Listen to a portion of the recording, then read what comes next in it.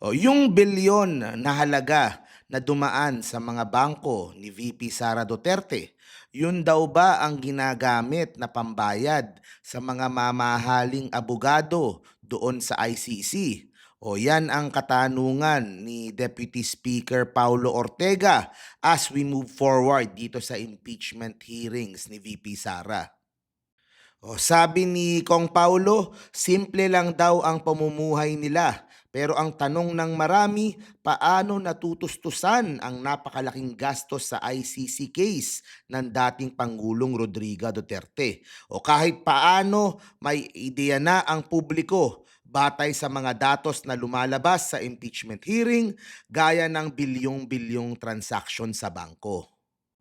O dagdag pa ni Kong Paulo, kung simple ang pinanggalingan at malinaw ang idineklarang yaman, natural lang na magtanong ang publiko kung paano natustusan ang ganitong kalaking gastusin.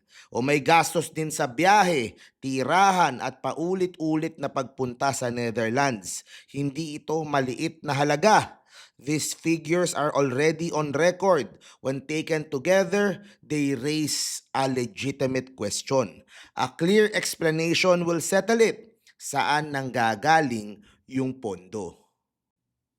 O kanina ay nagsampa na ng reklamo yung asawa ni VP Sara na si Attorney Manscarpio. Sinasabi nila, o ituloy niyo yung impeachment pero wag niyo na akong idamay diyan dahil pribadong individual daw itong si Manscarpio. O pero siya ay may bahay ni VP Sara. So ang kanilang mga assets, ang kanilang pag-aari ay iisa.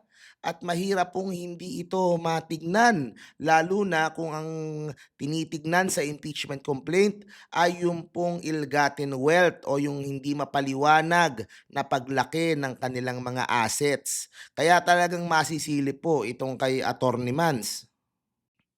O, at ngayon nga na tila ba magwo-world tour uli itong si VP Sara Duterte ay napapanahon yung pagtatanong nitong si Congressman Paulo Ortega na kung ang dinedeclare nila na itong mga biyahe ay no expense to the Philippine government, saan nanggagaling yung pondo na ginagamit nila para sa trips na ito kung yung mga negosyo na dinedeklara nila, 'di ba, yung kanilang mga BIR, yung kanilang mga sa SEC ay hindi po nagre-reflect yung pong amount na pumapasok sa kanilang mga bank accounts na umabot po sa 4 billion, 'di ba, in the last 20 years. So abangan po natin kung ano mangyayari sa issue na 'to sa mga susunod na araw.